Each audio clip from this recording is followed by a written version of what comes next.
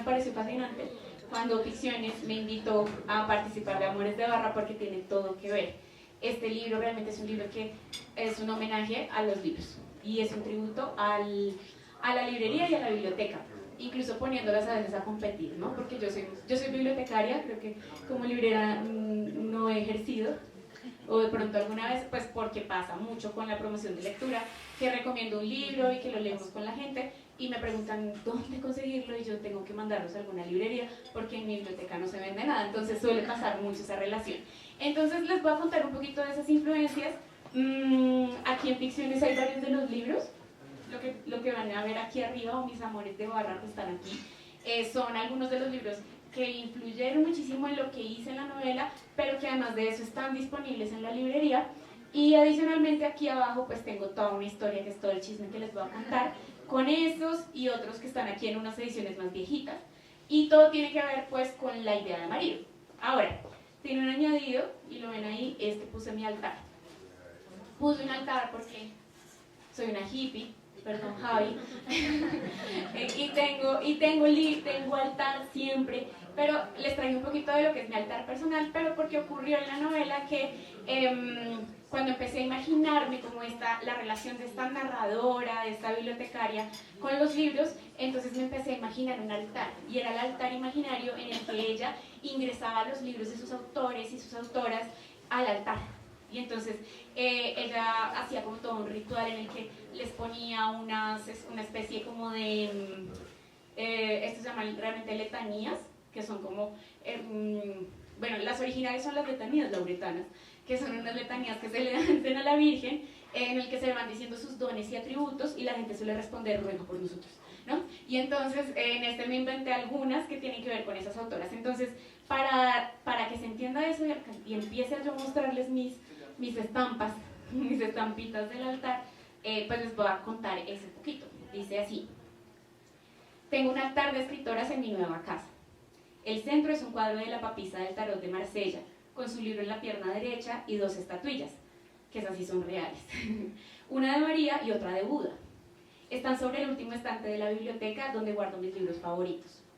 Desde que empezó la última mudanza, juego en un ritual de lectura de fragmentos a ingresar cada libro al altar y hacerle sus propias letanías.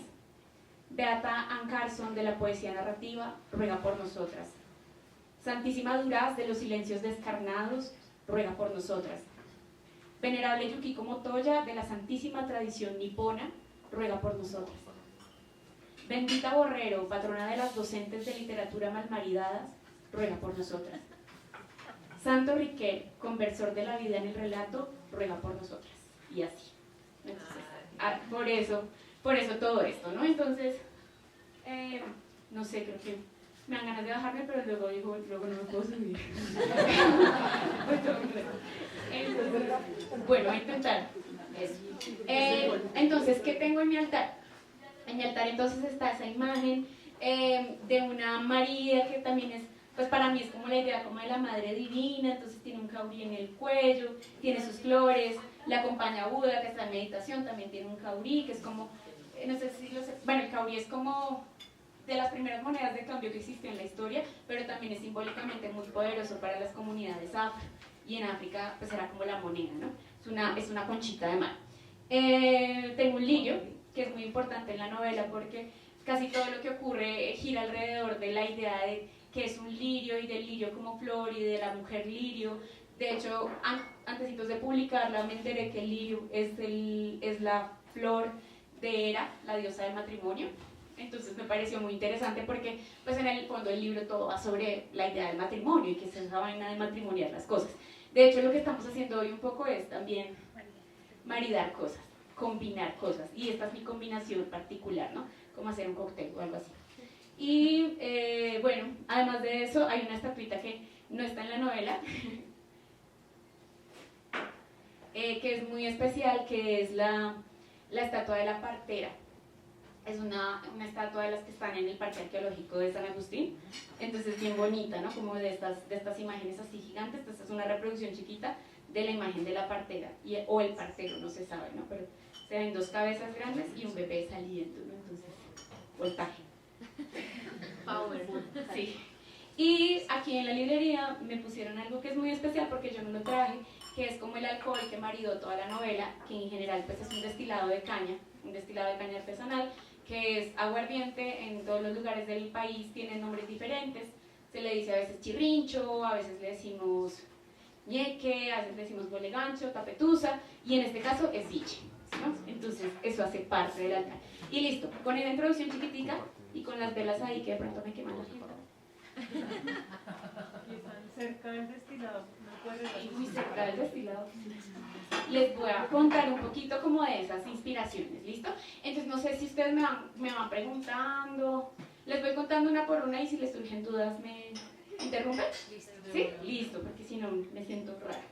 Bueno, entonces voy a arrancar por el primero, que es muy importante. Esto es La belleza del marido de Anne Carson. Listo. De hecho, el título, ¿no? La editora me dijo, no le podemos poner la idea de marido porque está muy cerca de la belleza del marido. Y yo, no me importa. Porque eso claramente es un tributo a la belleza del marido de Anne Carson. Entonces, claro, cuando esta... es que yo todo la acuso de una vez porque vino, pues quién la manda. Entonces, claro, resulta que cuando yo estaba escribiendo la novela y todo ese asunto, la bibliotecaria empieza a organizar poco a poco su biblioteca. Y uno de los primeros libros que aparece es, obviamente, La belleza del marido. En La belleza del marido hay un momento, no sé si lo conozcan, es un ensayo narrativo en 29 tangos, es una mezcolanza también. Y me encantan las mezcolanzas, de hecho aquí hay otra, que hablando de estructura, si hablamos de la estructura del libro, es gracias a Anne Carson y a Olga Tokarczuk, o Tokarczuk. Entonces, bueno, ¿por qué La belleza del marido? Esto es poesía, pero es poesía en prosa. Pero lo que Anne Carson está contando aquí es como por qué una mujer termina casándose con un hombre que se le nota que, y lo digo en la novela así como a legua se nota que es de lo peorcito. Se mete con un hombre terrible. Y ella va contando entonces como qué me hizo estar con él y por qué dura tanto tiempo con él. Luego le va a contar a uno como en varias escenas qué es lo que va pasando, o sea, cómo se comporta él con sus amigos, cuando la engaña, cómo actúa él cuando la engaña, cuando la manipula, y finalmente cuando deciden separarse, porque igual se separan. Y entonces hay un momento hermoso de este libro en el que ella dice, le da la nada a mi marido, ¿no? Entonces, como porque le amé desde la tierna adolescencia, pero la sentencia de divorcio me llegó por correo, ¿no? Y entonces ella dice, la belleza. No me da vergüenza decir que la amé por su belleza, ¿no? ¿Cómo volvería a hacerlo si se acercara? ¿No? Ya sabes que la belleza atrae, la belleza hace posible el sexo, ¿no? Y entonces a partir de ahí, entonces a mí me encanta, eso lo recito de memoria un poco porque como que además mis estudiantes se lo han aguantado como 10 años. Le metemos mucho adorno a cosas muy básicas y es el instinto y el deseo y el olor de alguien, ¿no? Y el olor de alguien te puede traer loca muchos años. Entonces va por ahí y luego le dice, bueno, es que esto es tremendo. El marido se ríe de ella en algún momento porque Anne Carson deja que también hable el marido y le dice, ¿qué pasa? O sea, ¿qué es el matrimonio? Digamos que la belleza hace posible el sexo hace posible el amor, porque ya cuando pues uno se enamora, ¿no? Y el amor al cuadrado, o sea, el amor más amor es la locura. Y la locura mayor, o sea, la locura al cuadrado, eso es el matrimonio, ¿no? Entonces, lo ahí, ¿no? Como lo que nos conduce de una cosa a la otra y después quién nos saca de ahí. Entonces, bueno, este tenía que estar ahí. ¿Listo? ¿Alguna pregunta? ¡Ah! Bueno. Bueno, este lo traje, de hecho son varios, entonces los voy a meter como en un solo grupito. Y esa es la gran Margueritura. Entonces, esta vieja ha sido como el gran amor de mi vida. Entonces, de hecho es chistoso, en la novela, digo, la narradora cuenta que tiene más o menos unos 20 títulos. Sí, es que además como que la publicaron mucho y ella fue como súper productiva, ¿no? Como que era como, yo creo que en Francia ella, o sea, yo soy súper fan, pero capaz que en Francia es como hablar aquí de, ¿cómo se llama? El de Satanás, el que saca las novelas cada rato. Algo, no, yo sé, no, bueno, en Bravas, pero don Mario, no, pero hablo es como del ritmo de producción, como que sale un libro cada año, ¿no? No hablo de la calidad, ¿no? Y entonces es una vaina como de que Marguerite sacaba y sacaba y sacaba libros, Y claro, entonces aquí a Colombia llegaron muchísimos. Mi mamá tenía en su biblioteca El amante, que es quizás el más famoso, que además, pues en estos tiempos sería súper escandalizante, ¿no? O sea, si lo pensamos, El amante es la historia como de una niña muy pequeña, de unos 15 años, que se enamora, siendo ella francesita, como del el man, pues como de un hombre japonés o chino, ¿no? De hecho, luego habla del amante de la China del Norte, que es otra novela muy parecida, y de ahí en adelante como que todos los relatos de ella van sobre las relaciones y como la dificultad para hablar, y cada vez es más difícil el lenguaje. Ya tiene esa vaina francesa, ¿no? Como de la palabra y el silencio y lo que no se dice, y bueno, toda esa cosa franchuta.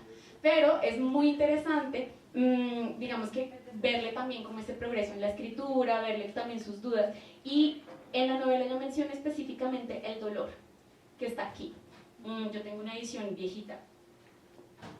Bueno, espérense, les muestro. Entonces, Jan Andrea Steiner, que es una de las novelas, la traje porque este es el nombre del último amante que tuvo Marguerite Duras, que era un chico, más o menos unos 30 años menor que ella. La acompañó ya en los últimos momentos, la acompañó mucho tiempo, o sea, la acompañó como unos 10, 15 años y hasta el final de su vida. Y Jan Andrea, además de ser mucho más joven que ella, le sirvió de secretario, se dedicó mucho tiempo como a transcribirle cuando ella ya no podía hacerlo. Ella estaba muriendo de cáncer de pulmón y Jan Andrea era gay. Entonces era una relación súper especial, porque era su amante, pero ella era la única mujer en la vida de Jan Andrea. Él tenía pues otras parejas, ¿no? Entonces, pues todo a la francesa, ¿no? Entonces esta es Jan Andrea Steiner, pero además de esa, pues les cuento. Entonces está El dolor, que esta es mi edición del dolor, una edición muy viejita. Yo casi todo lo de, aquí la publicidad no paga, perdón, ¿no? Casi todo lo de Marguerite Duras, como hasta hace poquito que empezaron a reeditarlo otra vez y salió bonito, era todo como en los usados, ¿no? Entonces como que Merlín se ganó mucha plata conmigo, porque yo encontré todo Marguerite Duras allá y pues mi colección está hecha de eso. El dolor me encanta. El dolor, que pues ya tiene una nueva edición, es un diario que Marguerite saca mucho tiempo después y es su diario de la posguerra, o sea, pero es el diario como del 45. Entonces ella pues participó de la resistencia, ella era comunista, toda la historia, de hecho fue productora también y pues hizo películas, hizo guiones para películas, y lo que cuenta aquí es durísimo porque ella va así como muy en modo diario, va mostrando lo que significa esperar a un marido que se fue a la guerra y no ha vuelto. Al parecer el marido está en un campo de concentración, pero todavía no los han terminado de liberar a todos, entonces ella busca cada día como en las listas de los liberados a ver si el nombre de su marido aparece por ahí, no lo encuentran. Pero igual ella lleva mucho tiempo en París ya y tiene un amante, además todos son amigos entre ellos, esto es un clásico de Marguerite, ¿no? Como que la endogamia pura y dura. Entonces están ahí todos esperándolo, el man no aparece y cuando finalmente lo encuentran es como han pasado como unos 5 o 6 meses y cuando lo encuentran el hombre está completamente desnutrido, está vuelto miércoles, o sea, está a punto de morir realmente de inanición. Entonces Marguerite empieza a contar como, porque ya era enfermera en ese momento, ¿no? Entonces está ahí cuidándolo y tiene que enseñarle a comer otra vez, porque el asunto de cuando uno tiene hambre es que si come muy rápido se puede morir, ¿no? Cuando ha sufrido como de esta malnutrición, toca poquito a poco ir comiendo. Entonces, como el tema de la comida también es muy importante en la idea del marido, entonces para mí esto fue como, wow, es revelador, ¿no? Cómo es esto del comer. Entonces se va comiendo poquito a poco hasta que él ya pueda digerir más, ¿no? Entonces imagínense tener un hambre terrible y que no te den la comida que deseas, ¿no? Como, pues madre, debe ser muy duro, ¿no? Entonces, mientras él puede digerir la verdad, entonces cuando él ya está bien, Marguerite le dice, bueno, nos separamos, ¿no? Yo ya tengo otra historia, ¿no? Y se separan en muy buenos términos y pues Marguerite luego tiene como otro esposo, tiene hijo, todo el rollo y pues la vida sigue, ¿no? Y curiosamente este hombre que es Robert Antel siempre fue muy cercano a ella, o sea como que fue una separación en medio de todo muy amigable y eso hace, y es muy bonito porque uno entiende que esa es como la idea de Marguerite de lo que es un marido, como una idea pues muy lejana a la mía, ¿no? Porque mi idea de marido es fatal, pero la idea de Marguerite de lo que significa un marido también es como una persona que, bueno, también la comparto, como que va a estar ahí pase lo que pase, y ese lugar que tiene no va a cambiar, incluso si se separan, porque se tuvo esposo una vez, y ese lugar no va a cambiar, ese va a ser el esposo que tuviste toda tu vida. eso aparece de nuevo, entonces sí aparece como en el dolor que ella dice, ¿no? Como me encontré este diario, ni siquiera sé cuándo pude ni cómo pude escribirlo, y pues es un prólogo pues muy posterior, ¿no? Será como de los 70s, 80s, en su, digamos que en su poética, que es como mi libro favorito del mundo mundial. Y bueno, aquí hay una edición chiquitica. Ay, no, mentiras. Así está ahí, escribir, ¿no? Forma de pensar de ella, o sea, ahí va a estar como su idea de lo que significa escribir en soledad, de dónde se ubica el amante, de dónde se ubica el marido, de qué significa el hijo, de qué significa el alcohol, por ejemplo, del instante, de la escritura del instante, del presente. Creo que Marguerite es como mi referente en general de la vida, aunque cuando era chiquita sí dije alguna vez que yo me muero de cáncer de pulmón, no me importa, tomaría piel roja toda mi vida, pero no, ya no lo creo, y ya no como piel roja, pero sí había como una resonancia muy fuerte que sentí con Marguerite, y lo guardo porque cuando yo leí escribir por primera vez fue en esta edición que es en la que cabalgamos, que es como lo más bonito que tuvo la Universidad Nacional. Entonces lo quiero mucho. De hecho, este libro no es mío. Este escribir es de John Mesa, pero... Listo, muy bien. Ya, entonces me lo va a quedar. Va a considerar esta confesión pública como el momento en el que me lo dejas tener. Bueno. Que se oficializa la propiedad. Entonces, eso pasa mucho, ¿no? Como en las bibliotecas. Leo un libro a Ana Lucía, pero ella sí es juiciosa anotando cosas. Entonces, bien. Entonces, si ustedes quieren como entrarle a Margueritura, léanse, yo creo que está bien el orden, o sea, es chévere entrar por el amante y entender como sus ficciones y todos esos mundos que se fabrican en la India, en Indochina, porque ella pues nació en Indochina y todo ese rollo, y luego si se le meten como a la vida personal y se dan cuenta de esas relaciones vida-escritura tan brutales, como de cómo vive ella la escritura, cómo la respira, es lo más hermoso del mundo. Bueno, voy a mostrarles uno chistosísimo porque le dije a Ana Lucía que solo lo traía para hacer reír. Y es la suma de perfección para los buscadores de Dios de San Juan de la Cruz. Bueno, ¿por qué? Pues porque hay un asunto, como trabajando la idea de marido, fue muy fuerte encontrar como que uno igual, pues las creencias quedaron ahí, así uno ya haya renunciado a ellas hace mucho tiempo. Pero cuando tienes un hijo y cuando te casas, todo sale a relucir de la crianza. Entonces, cuando uno tiene un hijo, uno cree que uno ya es súper tranquis y de repente te ves levantando la mano con ganas de, y uno dice, fue madre, no soy yo, son mis ancestros, ¿qué me está pasando? ¿No? Y eso pasa, y un poco con el matrimonio pues pasa mucho eso, ¿no? En principio uno dice, no, pues mi pareja, nosotros tenemos una relación alternativa, distinta, de cuidado, guaras, y en el momento menos pensado estás replicando, ¿no? Mi hijo no llegó a comer, ¿dónde estaba? ¿No? Y como que no arregles su desorden y estás viviendo eso. Entonces para mí el asunto como de comparar las vidas matrimoniales como viejas y las antiguas, pues, lo católico también, esas creencias católicas, sobre todo por eso de el hasta que la muerte nos separe, como que es esa vaina, ¿no? Como, espérate, porque aunque ahorita pues lo he pensado como simbólicamente, pues si hay una vaina ahí, ¿no? Como que efectivamente pues ahí se crea una unión y esa vaina pues solo la va a disolver la muerte, así uno ya crea que esa vaina se fue, ¿no? Hay cosas que van a seguir hasta la muerte, así el mal no exista, así el mal no esté presente ya, ¿no? Pero entonces pensé como les va a traer un detalle de fina coquetería católica.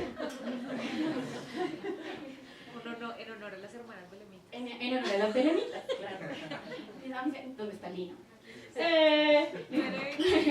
Mis amigas del colegio. Bueno, ahora vamos por...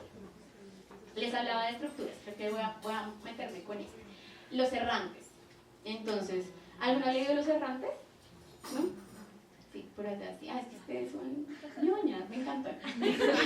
Bueno, yo tuve que leer Los errantes en la universidad, pero pues venía como con un deseo como de explorar qué era lo que había escrito esta nena, y le tengo mucho cariño, mucho afecto a ese libro, porque siento que con él pasó con los nervios de Jess. Con Los errantes, bueno, ¿qué es? Tampoco se sabe qué es. Los errantes es una bitácora, un relato, una vaina llena de un montón de fragmentos que aborda muchos temas a la vez, pero que pues además ha recibido como un nombre diferente en cada traducción que ha tenido, como que se llama diferente en cada idioma. En general tiene que ver como con una mezcla de historias de aeropuerto, con reflexiones sobre las reliquias y reflexiones sobre los límites y sobre los mapas y sobre el espacio, y todo eso junto forman esa vaina que también es muy ensayística y que también tiene como mucho de, o sea, le mete a veces cuentos, a veces Los Errantes tiene, qué sé yo, de hecho tiene partes, que eso yo lo usé mucho en la novela, como si hay uno que se llama Lirios, la siguiente es Lirios 2, la siguiente es Lirios 3, y según vaya apareciendo se va a ir nombrando, y la idea o la manera de titular de Los Errantes para mí fue como el referente clave, como de, tengo un montón de fragmentos en una bitácora que es como ha venido surgiendo este texto, ahora voy a darme a la tarea de titular cada capítulo, y si lo voy a titular, ¿cómo se llamaría cada fragmento? Eso fue pensar en Los Errantes. Entonces, realmente, estructuralmente, lo más cercano para mí fue ese libro. Si lo quieren ojear, es una maravilla, yo le tengo mucho cariño. Yo no sé, ¿usted también lo leyó, Sergio? ¿Sí? Mucho esa estructura desestructurada, pero me encantó. Y me gustaba mucho porque, o sea, no era facilón con el lector. O sea, nosotros teníamos...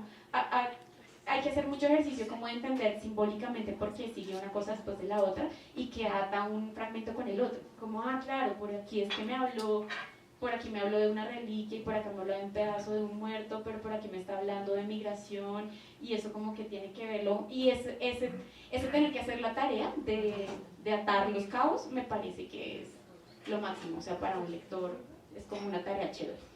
A ver. Cosas que no están, pero que son importantes. Viejeras, miren, un cátedra. Esto es muy viejo. Esto es Requiem y Poemas sin héroe, de Ana Akhmatova. Entonces, ¿esto por qué? Pues por una consigna de la vida, que para mí es importante. Vamos a ver si lo encuentro.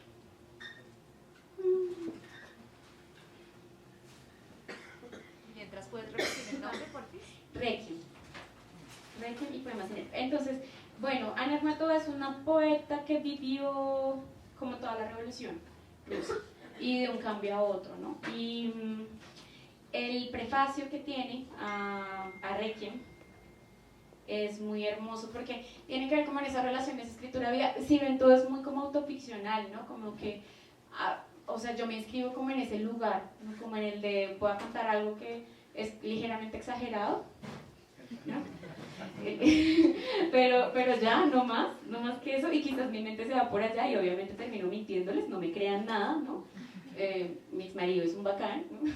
No me crean nada de lo que les estoy contando, pero como que en ese límite, pues yo creo que la literatura toda la vida ha jugado a eso, pero entonces Ana Akhmatova pues escribe este poema basado como en su experiencia de vida, y el prefacio es hermoso. Entonces dice, en los años terribles de Yezhov, fue como una de esas purgas, pues Yezhov era un jefe de la policía de Stalin, entonces hizo como unas purgas así muy bravas, o sea, cuando ya el régimen se puso denso, ¿no? Como que triunfó la revolución, pero luego ya todo se pone muy denso, y a los que más persiguen es a los artistas, ¿no? Como estas figuras.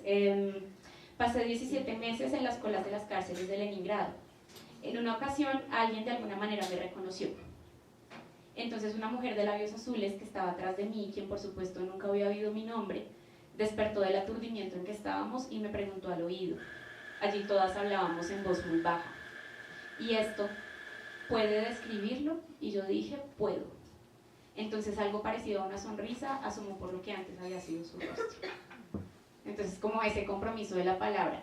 Cuando yo estaba pensando en todo esto de la autoficción, yo decía, pues tuve momentos de crisis muy densos, de decir, este es mi dramita personal, ¿no? Yo aquí estoy aprovechando esta historia para contar mi dramita personal y mi duelo de una bobada, porque qué es más bobo que haberse separado, y como que empiezan como mucho autosabotaje, ¿no? Como que uno dice, esto, escribir no tiene ningún sentido, yo para qué hago esto, a la gente que le importa, y de repente fue como una sensación de, no, esto sí resuena, ¿no?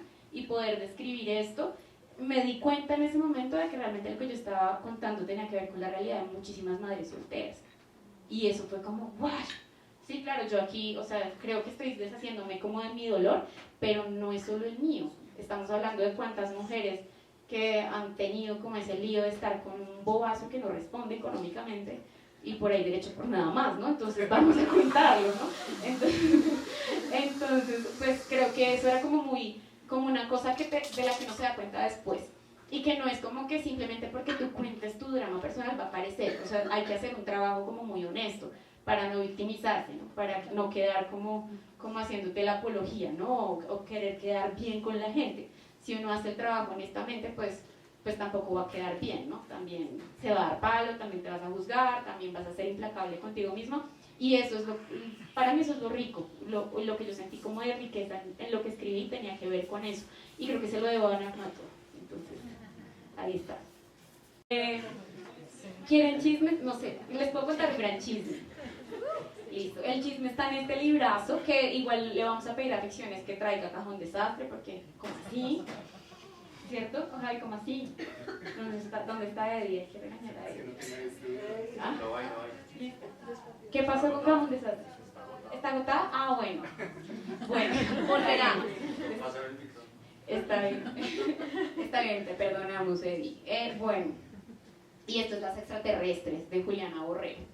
Juliana Borrero es una profe maravillosa de la UPTC, además es una escritora brutal, y Las Extraterrestres es un librazo. Miren que Los Errantes y Las Extraterrestres los leí en la misma materia, que para mí cambió mi vida, que es Derivadas de la Creación Narrativa, que es donde se ven las cosas experimentales y contemporáneas y de mujeres en creación literaria. Entonces fue como muy chévere encontrarla.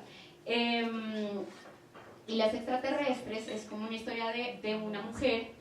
Es una gran burla, porque Juliana es demasiado inteligente. Entonces ella lo que hace es como un trabajo muy bacano, pensando en la Odisea, pero en una Odisea como súper futurista también, y donde como hay un parche ultra mega feminista lésbico. Y digamos que el personaje principal, la protagonista de su novela, se llama Ulisa. Entonces Ulisa se pega a ese viaje como también hacia ella misma, entendiendo el mal que le hizo su marido. Entonces fue como, ay, te amo, ¿no? Como que, entonces a esta loca la llamo por eso la patrona de las profes de literatura malmaridadas, ¿no? Porque hizo el trabajo, ¿no? Para mí ella hizo el trabajo bien hechecito, como de agarrar al marido y voltearle la arepa. Y lo hace de unas maneras muy bellas, que es analizando canciones, ¿no? Analizando canciones que son súper misóginas, que hablan también como de unos amores súper descuidados, ¿no? Como destruye el amor romántico por completo, pero también le mete, a veces utiliza muchísimo las columnas y los fragmentos, hay cosas que parecen como avisos clasificados, pero a mí el que más me gusta, bueno, es conversaciones entre él y ella, que son terribles, ¿no? Como el hombre en su mundo, ¿no? Porque además suelen ser como estos hombres intelectuales que no aterrizan nada, pero que tienen una parla buenísima, y pues las literatas caemos rendidas, como, amo tu parla, así, yo te alimente, te dé cama, casa, ¿no? Y mi oído atento, ¿no? Entonces, claro, como que esa parla es maravillosa y... No, pues después de 100 años la Bella Durmiente despertó, y la primera cosa que hizo inmediatamente después de abrir los ojos fue divorciarse. Entonces esa es Juliana. Esto está lleno de corazoncitos, pero creo que el que más me gusta, a ver si me acuerdo bien, pero es una parte en la que le dice, y me preguntas por qué el fin del mundo, porque claro, es como que cuando ella se separa de él, para él es como el fin del mundo. Y sobre la idea del fin del mundo, pues es maravilloso porque ella construye un apocalipsis, y dice como, pues mostremos cuál es el apocalipsis, ¿cierto? Si se supone que separarse es el final, entonces que este duelo sea un apocalipsis de verdad, el apocalipsis zombie. Y entonces cuando llegan las extraterrestres, que son todas esas amigas que de alguna manera son las que te acompañan en el duelo, ¿no? Y te dicen, todo bien, yo no quería decirte nada, pero... ahora que ya se puede decirte todo. Entonces en ese momento como que todo eso, y se convierte en una gran epopeya social realmente, porque todas se reúnen con papelitos, salen el 8 de marzo, obviamente, ¿no? Como ruptura amorosa, sales el 8 de marzo y consigues a la mujer de tu vida, ¿no? Como que, ¿no? Entonces todo, como todo lo que significa, ¿no? Como creo yo que también es como un arquetipo como de esas nuevas mujeres de ahora, como el de Artemisas todas, ¿no? Como muy poderosas. Y entonces ella le dice, me preguntas por qué el fin del mundo, y dices que me quieres y me pides plata. Y es como, ay, Juliana, lo dijiste todo.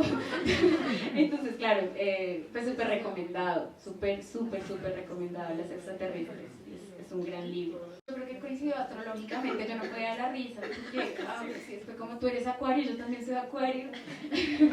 Las mujeres ya no lloran, no, yo no quiero hacer esto porque estoy haciendo esto.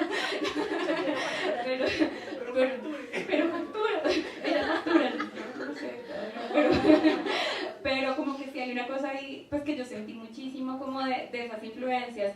Bueno, que creo que igual también Juliana lo tiene, y creo que por ahí va, ¿no? Porque Juliana, por ejemplo, le mete Pimpinela, ¿no? ¿Quién es? Soy yo, que vengo a buscar, y lo convierte como en el gran diálogo romántico. Y pues a mí lo que me va pasando era que, claro, como que no suelo escuchar la música que está citada en la novela. De hecho, hace unos días le hice una playlist como a las canciones, encontré, más o menos me di cuenta de que había como unas 24 canciones o 25 canciones, música en la novela. Entonces me di como a la tarea de organizarlas.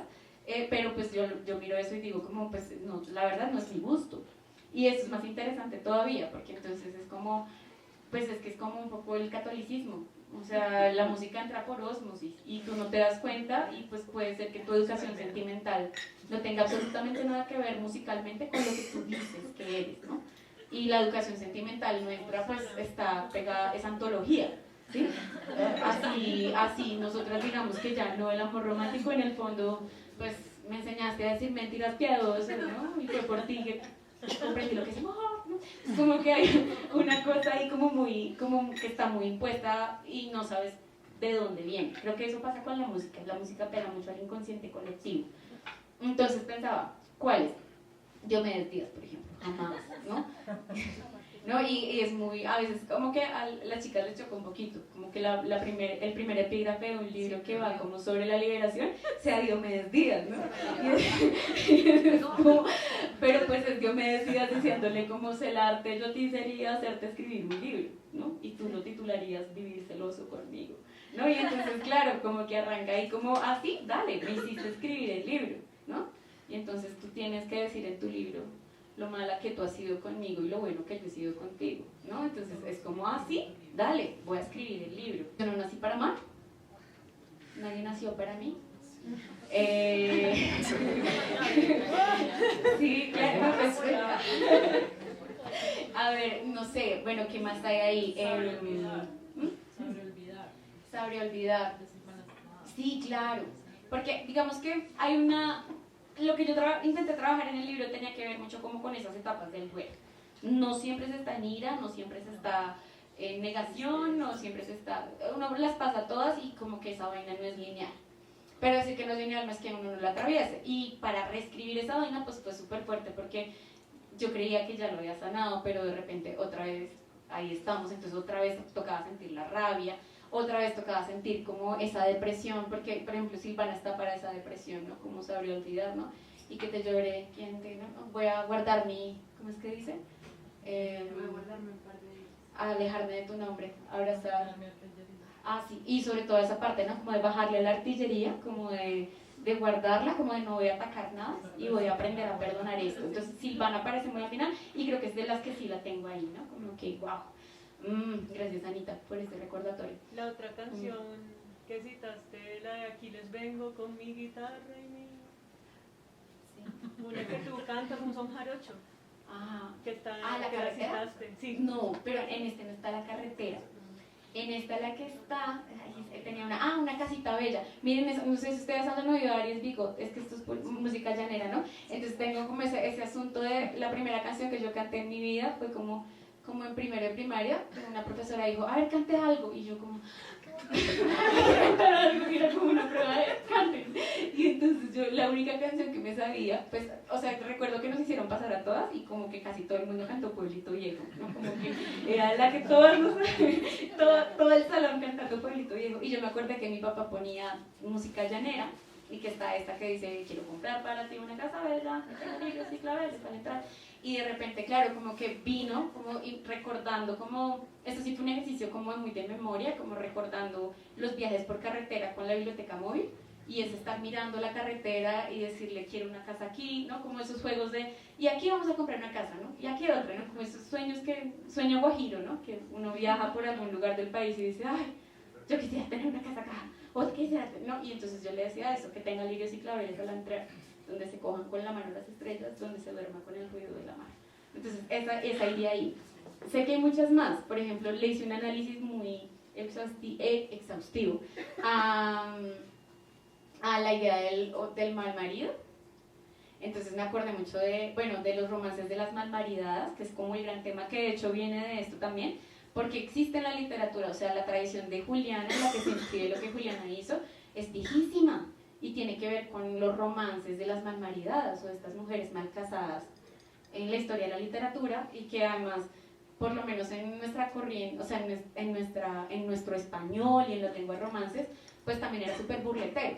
Entonces, como que si tú eres una mal casada, pues tienes derecho a tener amante y a ponerle cuernos a tu marido, y entonces surgen mujeres mal maridadas y hombres cornudos, entonces las dos cosas vienen a la par, ¿no?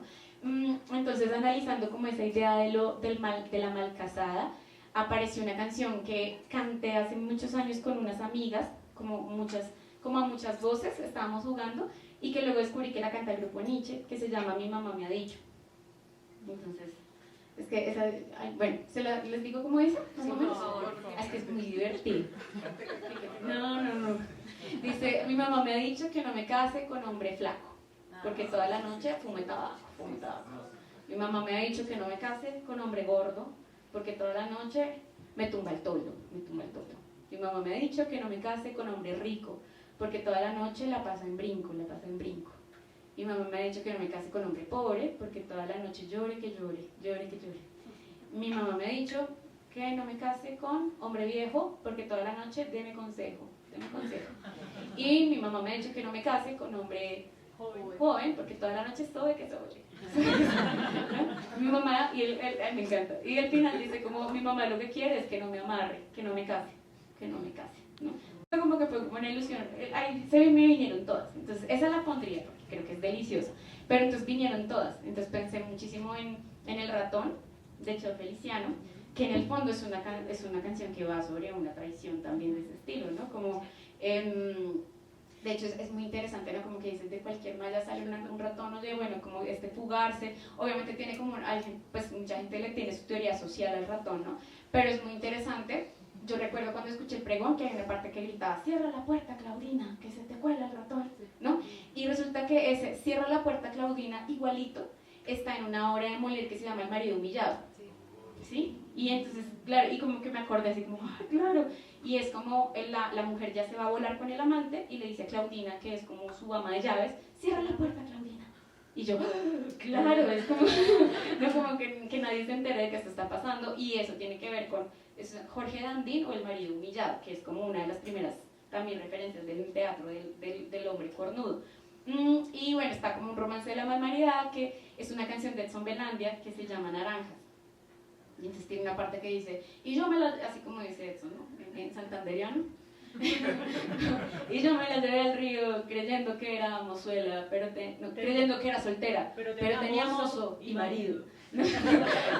y que realmente eso pues es una, o sea, de alguna manera lo que está haciendo es como una paráfrasis, yo nunca entendí, bueno, como aludiendo al romance de la malmaridad de Federico García Lorca, que es como yo me la llevé al río creyendo que era mozuela, pero tenía marido, ¿no? Es lo mismo, ¿no? Entonces fue como, wow, aquí hay un montón de referencias musicales bien bonitas.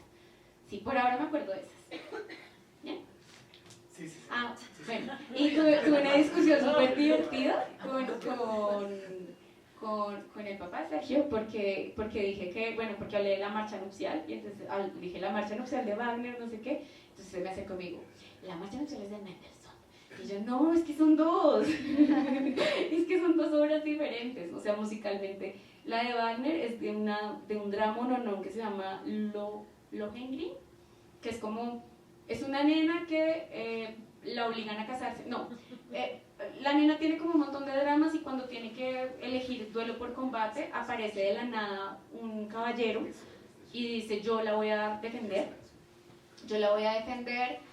y si ella gana, que se case conmigo. Y ella pues dice, bueno, pues hágale, defiéndeme, y pues sí, nos casamos, ¿no? Como un clásico, ¿no? No sé quién eres, no sé nada. Y de hecho en la noche él le dice como, yo voy a estar contigo y voy a ser tu esposo y todo bien, y lo único que te voy a pedir es que no me preguntes cómo me llamo, porque preguntas eso, yo me voy.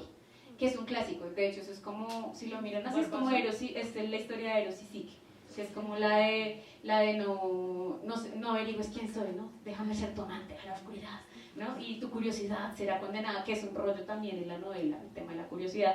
Y finalmente, pues, en todo caso, la marcha nupcial de esa ópera es el famoso, la de Wagner, y es tan, tan, tan, tan, ¿no? Tan, tan, tan, tan, que es diferente a la otra, que es tan, tan, tan, tan, tan, tan, tan, tan, tan, tan, tan,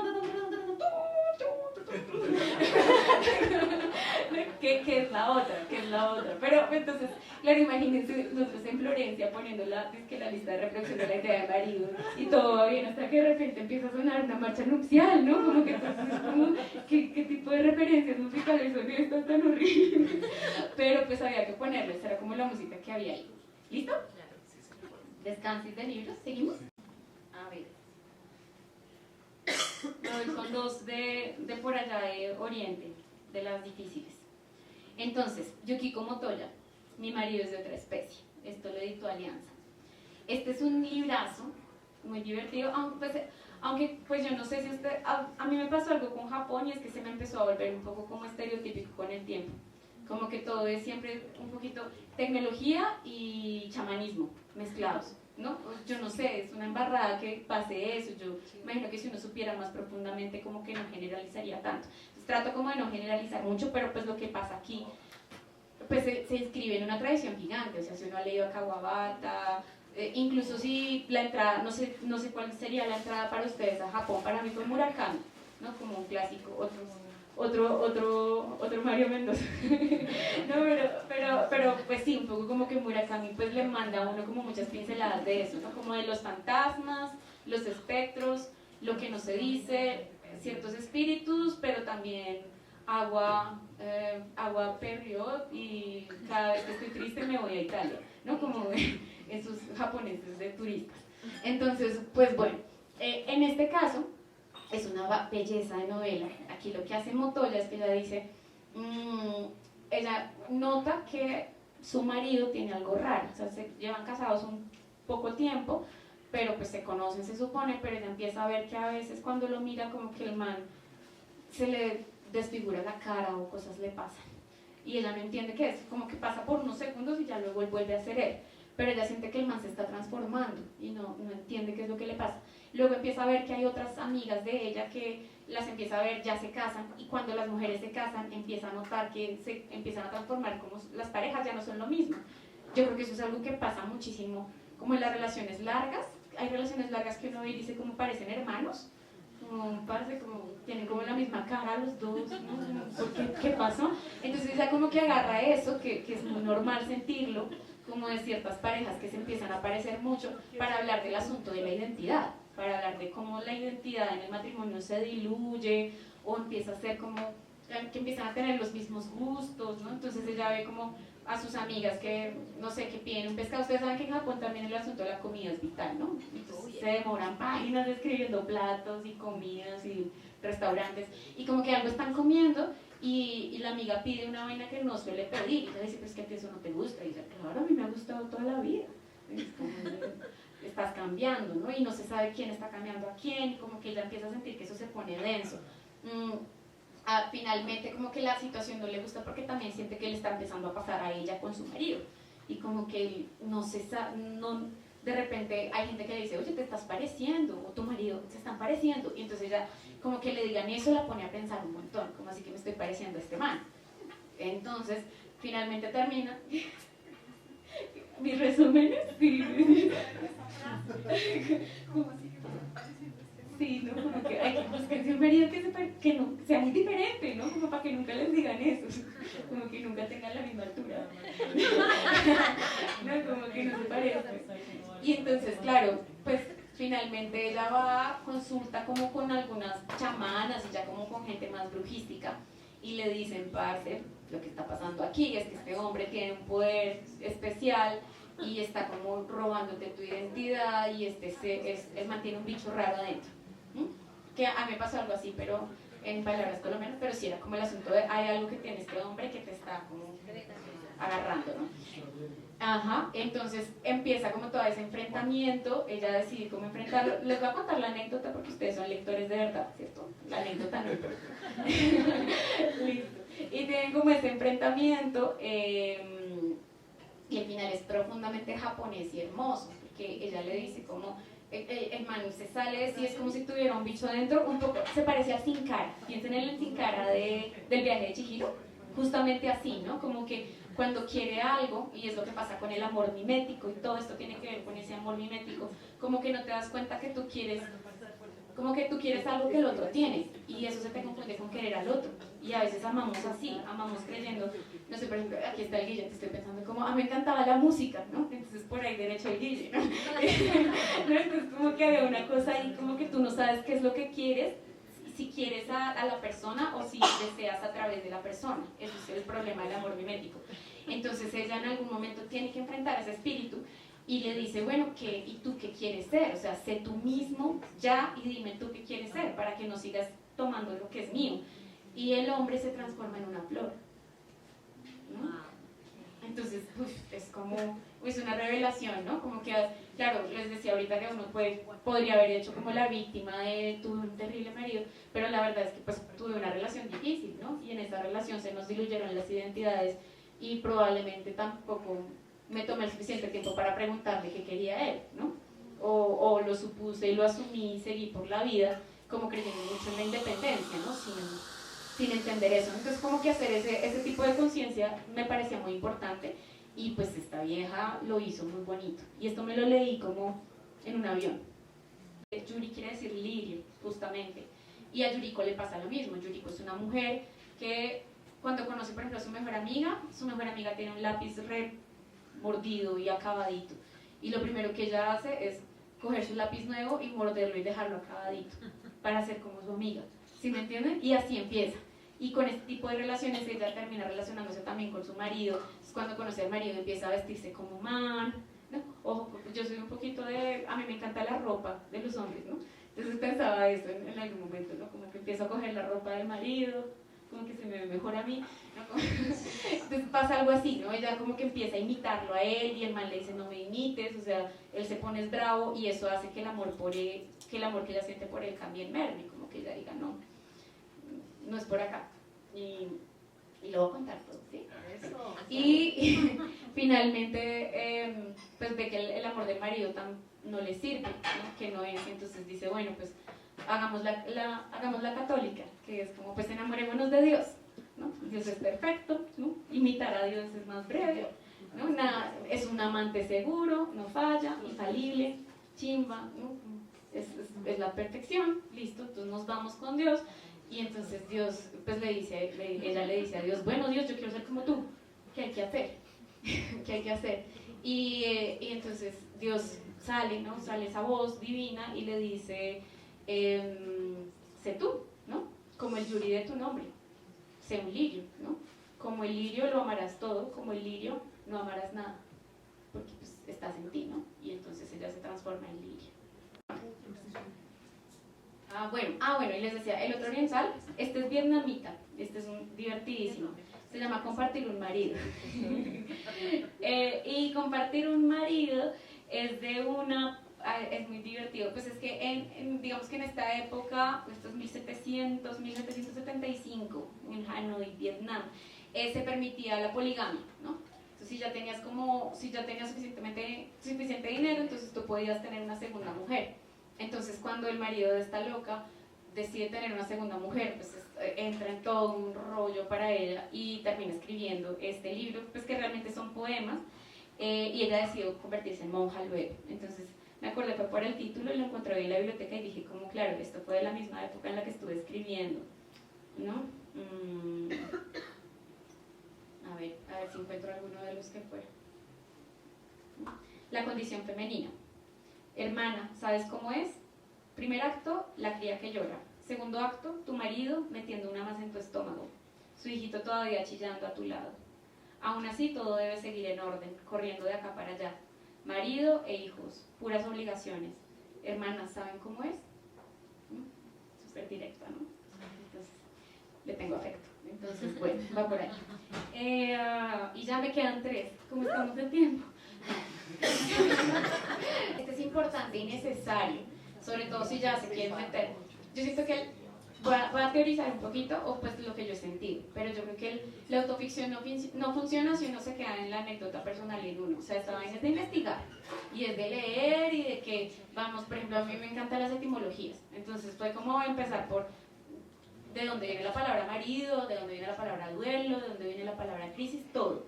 Y hay que investigarlo todo, porque si no, ¿de dónde tomas distancia? Si no, te quedas como en tu discurso único, y eso es como muy autocentrado y que mamera en estos tiempos. Entonces la autoficción puede caer en eso muy fácil, entonces hay que meterle investigación a la cosa. Y cuando me llegó este libro, fue como, ay, alguien lo dijo en palabras académicas, qué rico. Y se llama El fin del amor, una sociología de las relaciones negativas, de Eva y Luz. Entonces ya con esto uno tiene como la vaina. Yo creí que iba a ser como, de hecho me llegó en PDF, porque pues ustedes saben, es la primera vez que lo veo.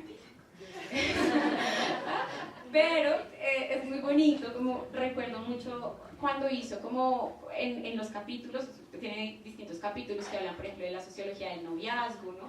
Y todo pues desde ese lugar tóxico, pero hay un capítulo que dedica específicamente a las narrativas del divorcio. Entonces dice, bueno, vamos a averiguar como cuáles son las narrativas más comunes que las parejas suelen contar de por qué es que se separan, o las maneras en las que se da. Entonces dice como, hay unas, por ejemplo, que no son las más comunes, que son las del detonante, ¿no? Como, ¡pum!, ocurrió eso y hasta ahí llegamos. Pero generalmente no. Generalmente el relato más común es el relato de la acumulación, ¿no? Como, primero fue una, luego fueron dos, no, como, sí, como pequeños detallitos que van minando la relación. Entonces la cosa se va dando poquito a poco, como que hay un cansancio acumulado. Y luego sí puede ocurrir, es como un darse cuenta, casi nunca pasa, pero no, que sí pasa, y es como el momento de, ¿y yo qué estoy haciendo acá? ¿No? Como de cuando tomas la decisión finalmente, dices como, aquí lavando los platos, ¿no? Y preguntándome, yo no estoy siendo, dándome cuenta de que no estoy siendo feliz hace muchos años, y diciendo, fue pucha. Y entonces como que desde esas diferentes narrativas es muy bacano, porque uno va entendiendo cuál fue la narrativa que yo decidí tomar para mi vida, porque a mí el asunto, y en esto está Paul Ricoeur por acá, esos son mis dos, como si hablamos como más teóricamente, es Paul Ricoeur, es tiempo y narración, y es la vida, un relato en busca de narrador, y aquí la sociología de las relaciones negativas y la narrativa al respecto, y es qué cuento es el que nos echamos de por qué nos separamos, ¿no? Y el cuento es lo más divertido, finalmente eso es, ¿no? ¿Qué cuento nos vamos a contar? ¿Cómo fue que pasaron las cosas? ¿Y cuántas veces, no? Porque a cada amiga le cuenta a uno el relato distinto, pero ese construir relato es lo que permite que ocurra como un sentido, ¿no? Y Ricoeur lo dice, como finalmente cuando una persona logra hilar ese relato, construye un sentido de vida. Entonces lo que hacemos realmente al escribir es poder hallarle sentido a las vainas, y solamente por eso tiene todo el valor del mundo, ¿no? Y creo que para mí eso fue como, por eso es que hago lo que hago. A mí me encanta narrarme. Además, por una cosa que decía Ricoeur, que es muy bacano, como en esos lugares de, tú puedes ser personaje, puedes ser autor o puedes ser narrador de tu vida. Y eso tiene un sustrato como teórico muy bonito, porque si tú te paras como siendo autor de la vida, es como si te creyeras el que las puede todas, ¿no? Entonces la gente que anda con el relato del autor de la vida es muy chistoso, ¿no? Como de, yo quise y lo logré. Pero eso no te va a durar mucho. A nadie le dura mucho el relato, el cuento del autor, porque si tú crees que eres autor de tu vida, pues cuando pasa una desgracia, algo incontrolable, algo sobre lo que no tienes poder, cuando se te muere alguien que amas, o cuando te quedas sin trabajo, o cuando llega una quiebra, pues entonces, ¿no?, la cosa pierde total sentido. Tú te creías Dios y no, en el relato no lo eres. Entonces no se puede ser autor de la vida. Pero ser personaje es como lo que diría Ricoeur, como diciendo Sócrates también, como si tú eres personaje, pues la vida te pasa por encima y nunca la analizaste, nunca hiciste nada, simplemente fue ocurriendo y tú con cero conciencia, como un personaje va y no toma decisiones, entonces somos como esclavos de lo que nos pase. Y pues yo he visto mucha gente que vive así, ¿no? Y es muy triste, ¿no? Como que viven según lo que les va fluyendo sin tomar decisiones, y tampoco somos tan así. Entonces entre esas dos formas de entender el relato, el narrador es la más divertida y realmente la única que tenemos, porque es como hilar esas vainas incontrolables y conectarlo con las cosas que sí decidimos y armar una mezcolanza bien contada, ¿no? Eso sería un relato, ¿no? Entonces, eso a mí me parece que es súper bonito, o sea, creo que desde ahí es rico pensarse la narración. Entonces, claro, Eva está loca. Si ustedes están en duelo, esta nena es maravillosa porque te lo pone como en panorama, o sea, te distancia y te dice como tu historia es la de miles, ¿no? Y suele pasar, ¿no? Y como que fresca que esto pasa mucho. En general, además te lo define, ¿no? El problema, pues, de una relación heteronormal en estos tiempos es que los manes no saben qué lugar tener, ¿no? Pues porque nosotras teníamos el rol de cuidado, ellos tenían el de proveedor, pero ahora como también proveemos, los pobres no saben qué hacer, ¿no? Nadie les enseña a cuidar, ya no saben proveer, pobrecitos, ¿no? Entonces, bueno, bienaventuradas las relaciones homosexuales, qué chingada. Excepto cuando pasan cosas como, ay, lo dejé, como el libro que está ahí pendiente, que es En la casa de los sueños, de Carmen María Machado, que es el relato de una relación muy violenta y lésbica, pero pues que digamos que está ahí enmarcada igual dentro de un mundo patriarcal, así sean chicas, ¿no? Entonces la misma vaina. Entonces, pero pues si quieren ahí docudatos, eso sirve, ¿no? Ahí. Autora de La casa de los sueños. Carmen María Machado. Estoy botándolo todo. Hace poquito un amigo me dijo, ¿usted ya no está leyendo tanto? Y yo, no, ya leí mucho. No, pero hay que seguir. Listo. Un clásico, clasiquísimo, pero esto es como porque me acompañó en la escritura, me acompañó muchísimo, a pesar de que yo creo que está parado en otro lado, pero tiene como esa mezcla de entender un tema de la primera persona, además porque es la mamá de todas, que es Vivian Gornick, Apegos Feroces, ¿no? Entonces esto había que decirlo. De hecho, recordé mucho, con Jessica, que está aquí presente, escribimos un libro muy bonito hace un ratito, que se llama Escarbar la herida, y nuestro grupo de WhatsApp se llamaba Apegos Feroces, y yo como que no entendía, y luego, ay, claro, como que va sobre todo, ¿no? Obvio, no, pero entonces, bueno, si se quieren acercar a la narrativa personal, a por qué escribimos, cómo escribimos, esa vaina que ya no es ficción, sino que está muy cerquita a la vida, es muy real, pero que hay que decirlo, igual pega, atrae y se puede defender la narrativa personal, pues hay que leer a Vivian Gornick, y pues este es su clásico, ¿no? Tiene que ver sobre todo como con ese crecimiento entre mujeres, su relación con la mamá. Yo creo que esto está sobre todo ahorita, además de influir en la idea del marido, creo que ahorita está resonando mucho en lo que quiero contar ahorita, que va más como con las mujeres, que se siente uno mal de haber escrito un libro como que igual gira alrededor de un man, ¿no? Como que dice, estuvo chévere, pero qué mamera. Entonces voy a ponerlo a girar alrededor de mi mamá a ver qué pasa. Qué miedo. Listo. Ay, miren, aquí está esta postal, me la regalaron hace muchos años, pero tiene atrás la letra del ratón, de hecho, Feliciano. Es una señal. Listo. Y ya estoy con los últimos dos, que se van para otro lado. Pero es que la novela, digamos que si bien está todo ese tema del duelo y todo ese rollo, hay pues así como hay etapas durísimas, la crisis, ¿no? Que se siente aquí muchísimo, o la negación, porque finalmente intelectualizar es hacer negación, ¿no? Uno cree que no, pero pues echarle cabeza al coco, escribir, narrar, muchas veces es negación, hasta que vuelves a llorar, y ya cuando vuelves a llorar, otra vez puedes asumir la pérdida, ¿no? Mientras tanto estás ahí evadiéndola, y para eso sirve el relato, para evadir, para elaborarla. Entonces ya cuando uno como que necesita como salir de ahí, a mí lo que me pasó y creo que lo que me sanó mucho fue la escritura, pero como acto consciente, como decir, uy, aquí estoy en el presente, he contado muchas cosas de mi pasado, o sea, todo lo que he contado recuento, pero yo en qué estoy, y el presente de la escritura. Y el presente de la escritura fue, le contaba hoy a Jess, ¿no? Como mi momento emancipatorio, que fue recibir mi escritorio y armarlo con las instrucciones y ser dueña del martillo y tener un taladro y saber usarlo, ¿no? Como la emancipación, ¿no? Como esto era lo que querías, que ya supiera hacer las cosas sola, no te necesito, ¿no? Ese momento es muy rico, ¿no? Como el de arreglar una ducha eléctrica, sí, sé lo que es una resistencia, ¿no? Como entender esas cosas, es como un momento como muy de, ahora sí me siento separada, ¿no?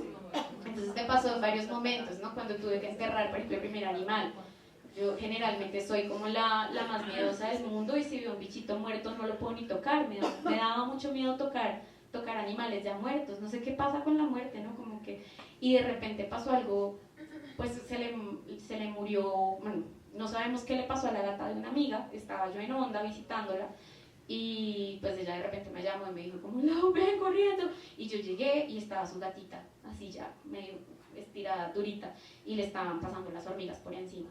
No, pues ella estaba en tremenda crisis, estaba sola con el hijo, y ahí viene el asunto, no estaba sola con el hijo porque el marido estaba en Perú, pero entonces como, está sola, ¿no?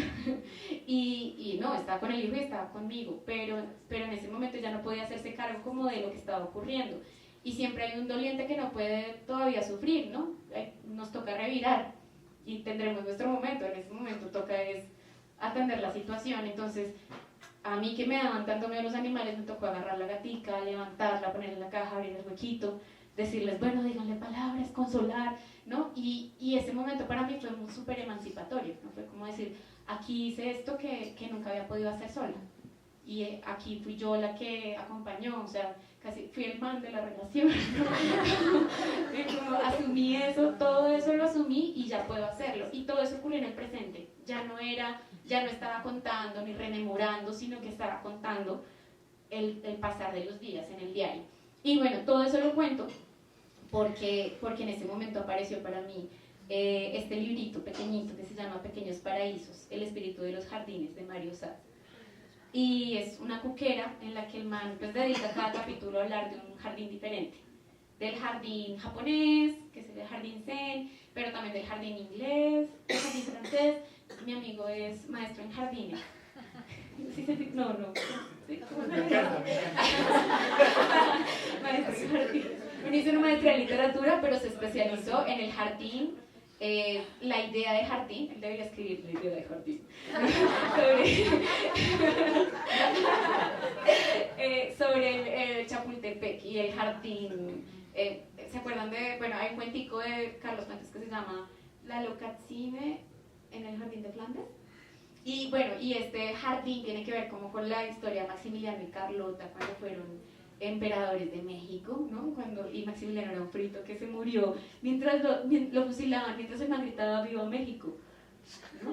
Es re cucú. Pero entonces veníamos como a ese asunto de hablar muchísimo de jardines y de repente yo entendí que para mí la biblioteca, de todas las imágenes que han ocurrido en mis años de trabajar con bibliotecas, había una biblioteca que era altar, está por supuesto la biblioteca como, no sé, como ese lugar, espacio, encuentro, biblioteca móvil, entonces bibliocarro, bibliobicicleta, biblo lo que ustedes quieran, y la biblioteca como hogar me estaba gustando mucho, pero cuando empecé a entender la biblioteca como jardín, entendí, ¿no?